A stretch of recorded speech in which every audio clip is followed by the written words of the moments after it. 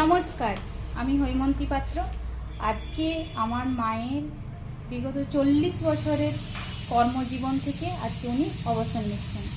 তো সেই ছোট্টবেলা থেকে আমি মাকে চাকরি করতে দেখে আসছি। আজকে আমার মনটাও ভীষণ খারাপ হয়ে গেছে মায়ের এই অবসরের জন্য।